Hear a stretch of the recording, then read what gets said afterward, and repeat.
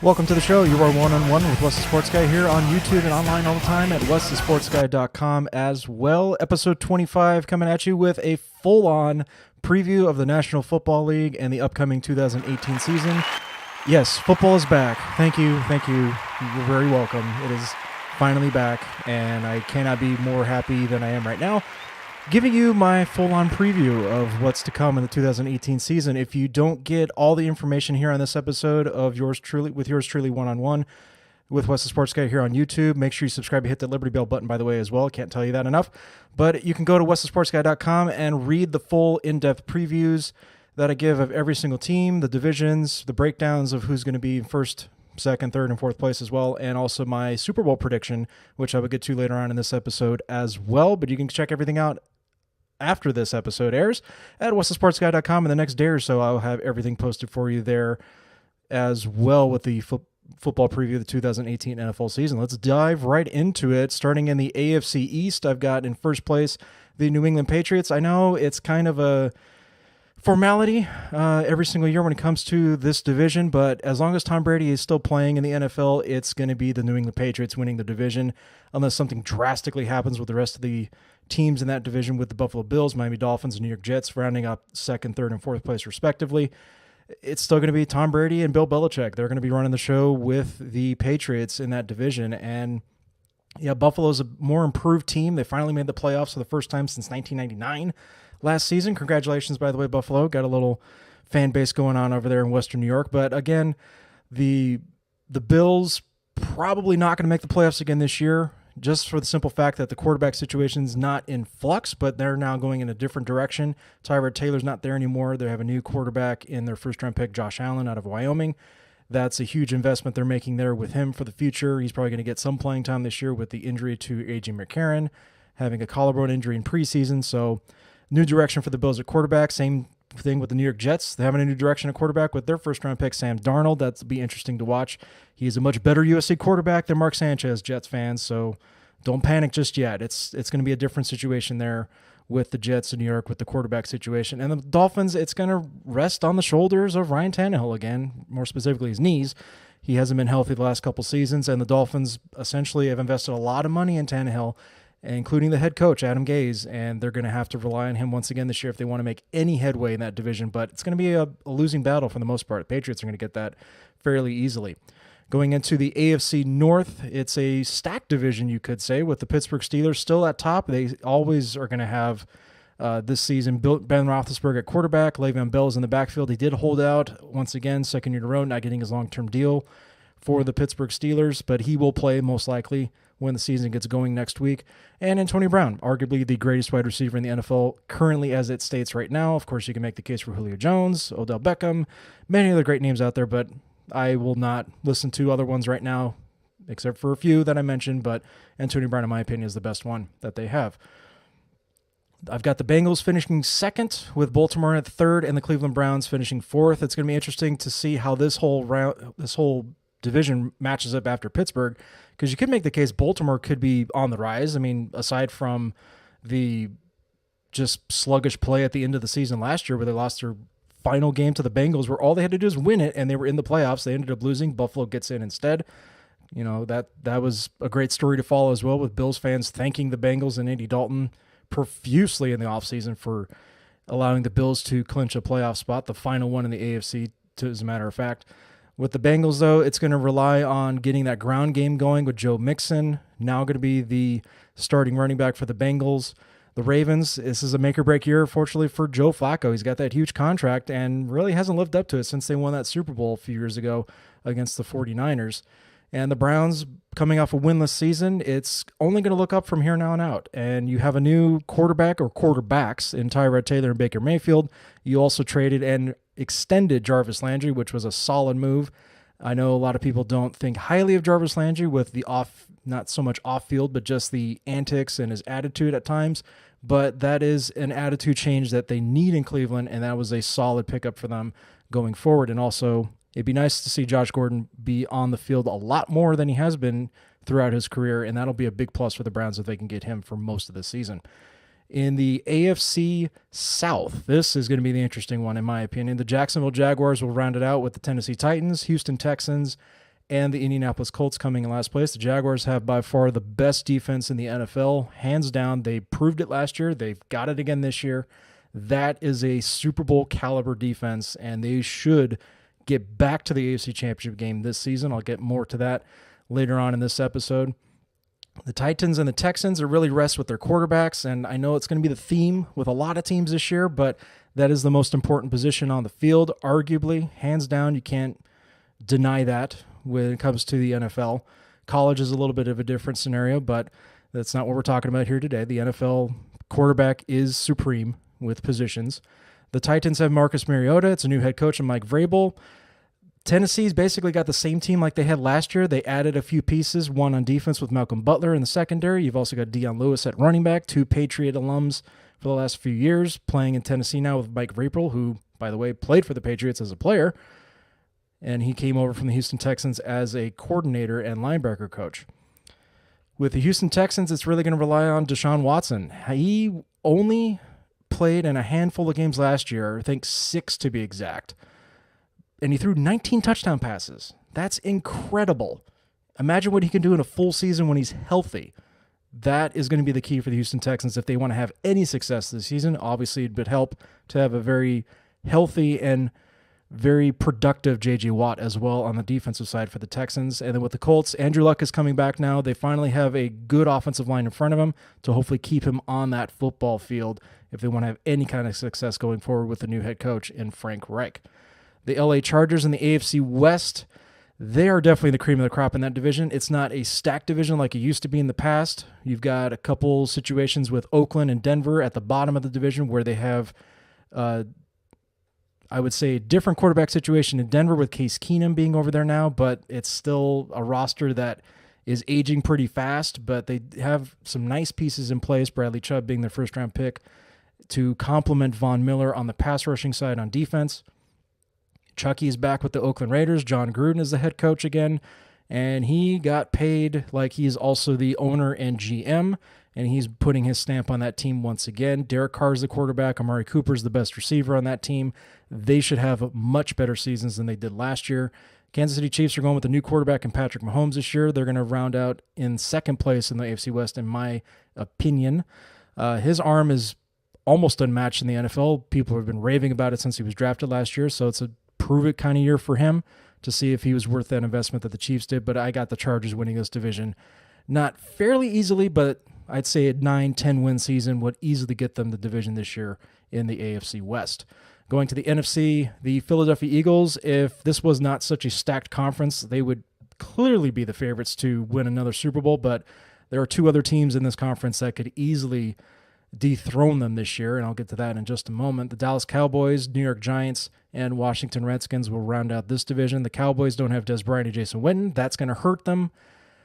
Not just a little bit, it's going to hurt them quite a bit because Dak Prescott doesn't have a lot of playmakers at his disposal, but they will lean heavily on Ezekiel Elliott once again. No suspension, no injuries, hopefully, for the Cowboys if they want to have any success this year with him at the helm. The New York Giants, they gave Eli Manning a lot of help, namely Saquon Barkley was the number 2 overall pick in the draft. That is going to be a tremendous help for the Giants. They haven't had a running back like that since Tiki Barber retired over a decade ago now. And with the Washington Redskins, no longer they have Kirk Cousins. It's going to be Alex Smith. They went ahead and acquired him in a trade from the Kansas City Chiefs. He is a solid quarterback. He is a proven winner in this league. But the problem is now they don't have a reliable running back. Darius Geis, their top running back that they selected in the second round, tore his ACL in preseason. So now it can be a committee approach for the Redskins, unfortunately, this year. Minnesota Vikings, they invested heavily in the quarterback position, getting Kirk Cousins from the Redskins. Over $80 million was fully guaranteed to him, and it's Super Bowl bust. When you pay a quarterback that kind of money, it is time to get to Super Bowl and win it. You can't just get there. You've got to win it now, and that's what that investment tells me. The Detroit Lions, Green Bay Packers, and Chicago Bears will round out this division. The Lions have a new head coach in Matt Patricia from the New England Patriots. That defense is going to get a little bit better, but it's kind of a work in progress because it's going to be a new style, new system, that hybrid Patriot system on defense. But they're going to put bigger emphasis on running the ball with Garrett Blount as the new running back. And they also drafted Kerryon Johnson out of Auburn in the second round this year as well. That's going to be a more balanced approach for the Lions, which will help them in the long run. Packers, it all rests on Aaron Rodgers' shoulders. He has to stay healthy, and that showed last year when he's not healthy. The Packers are an average team. They've changed some personnel. They've also added a couple good players, I should say. Muhammad Wilkerson on defense, Jimmy Graham on offense. That's going to help tremendously for them going forward this year. And the Chicago Bears, we all know the big news now is they've acquired Khalil Mack in a trade. That's not enough. The defense was already good. Bringing him in is great. It's a good start. They need to get that offense in sync. And this team could be sneaky good. It could almost be what the LA Rams were last year. I'm not expecting them to go out and win 12 games or 11 games this year. I'm not going to go that far on a limb, but they could easily be a 8-win, possibly 9-win team. They could sneak up on some people this year. They could easily go above the Green Bay Packers in this division, but right now I've got them placed at 4th. In the AFC South, it was no fluke last year. The Saints are a great team. They've got balance. The defense is fresh. They were a great pass rushing team, great in the secondary. The Atlanta Falcons, also still a solid offense. You got to get Julio Jones involved more. He can't have just 3 touchdown passes again. Yeah, the catches and yards were there, but you got to have more than 3 touchdown passes, or catches, I should say. The Carolina Panthers have a new coordinator, Norv Turner, on the offense. Expect a lot from Christian McCaffrey this year. Much better rushing season for him than he did last year. And Cam Newton should have a much better year as well than he did the previous year without Norv Turner as the coordinator. And at the end, Tampa Bay Buccaneers, I'm sorry, it's not going to be your year. That whole thing is just going to sail away. There's no hope for it this year. I don't expect the Buccaneers to compete. Sure, they can win 5-6 games again, but that's just not enough. With that talent pool that they've got there and the investment that they've made in a lot of position players, they need to win right now, and I just don't see it in this stacked division.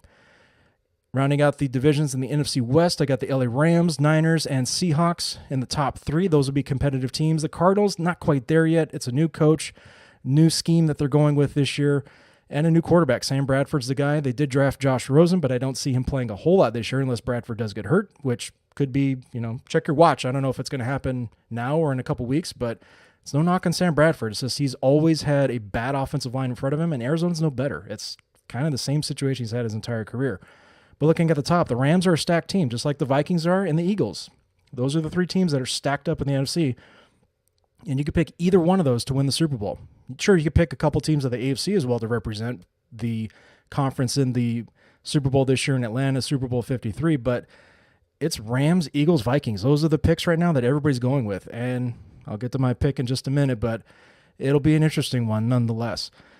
Do I have my Niners in the playoffs this year? No, I don't. I have them getting past the 6-win plateau, though. I've got them getting about 7-8 wins, somewhere in that range. Sure, they could push it to 9. They could surprise some people, but the defense, I just don't fully trust in them yet. Richard Sherman was a nice addition. He's coming off an Achilles injury, though. He cannot be expected to duplicate what he's done in the past. It's not fair for him.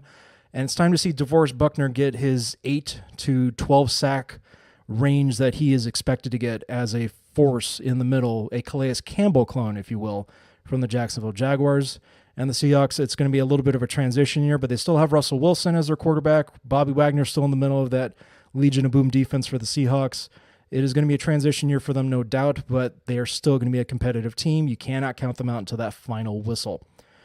And the Super Bowl prediction, I've got in the playoffs. Looking at the wild card matchups, I got the Patriots beating the Houston Texans, the Chargers beating the Tennessee Titans in the beginning in the AFC. The NFC, I've got the Eagles not finishing in the top 2, but they're definitely a playoff team in my opinion. They're going to beat the Detroit Lions in the wild card, with the Falcons beating the Saints on the road as my only road team to win in the wild card round. In the divisional round, you've got the Steelers beating the Chargers. Jacksonville's going to beat New England this time, so good on you, the Jaguars. You're finally going to get it done this year, avenging last year's conference championship game. In the NFC, I've got the Vikings beating the Falcons, and the Rams are going to beat the Eagles, so no repeat of last year's Super Bowl. For the NFC Championship game, I've got the Vikings beating the Rams this year to get to the Super Bowl, and the Jaguars will beat the Steelers in the AFC title game, which rounds out my Super Bowl 53 prediction. Of the Minnesota Vikings and Jacksonville Jaguars, I've got the Vikings coming out on top in a not-so-high-scoring affair. It's definitely going to be a defensive game more than anything, but you'll kind of be surprised at who I think my MVP is going to be. I've got Adam Thielen as the MVP, the wide receiver for the Minnesota Vikings. I can see him getting 10 to 12 catches in that game. It's going to be a low-scoring affair. Minnesota comes out on top with a final score of 21-17. Once again, if I didn't cover everything in this episode, go to westthesportsguy.com and check out all the posts there for all the divisions, the Super Bowl prediction as well. I'll have that posted in the next day or so, but make sure you check that out. Bookmark the page, westthesportsguy.com.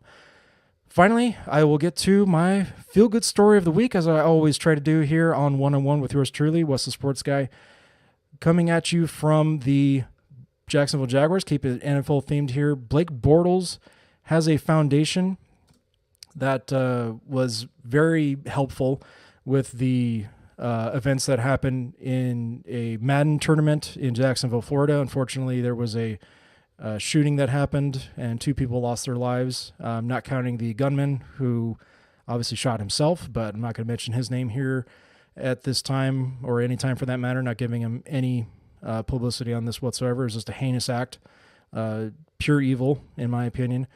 But Blake Bortles Foundation, as you can see in the tweet, they went ahead and they were giving meals to the first responders, ambulance, police, fire, anybody that responded to that tragedy in Jacksonville. They gave them meals. They provided, a thank you, a support system for everything that they're doing in the Jacksonville community. That was very nice of Blake Bortles and his foundation to do that. If you'd like to make a donation, you can go to Blake Bortles Foundation website and follow them on Twitter as well, and just give them a nice donation for that. That's just something that's really nice for somebody that stature to do for his community, and to thank those that are in the community 24/7 all the time, helping people, wanting to help people. It's a great thing to do. It's a great thing to serve as well. And I salute you, Blake Bortles, and that foundation. Make sure you check them out and make a donation. Thank you for tuning in this week. I will see you next week for episode 26 with One-on-One on YouTube with Wes the Sports Guy here. Streaming online all the time at westthesportsguy.com. The NFL is back. Thank you. I cannot be more excited about it. I will see you next time.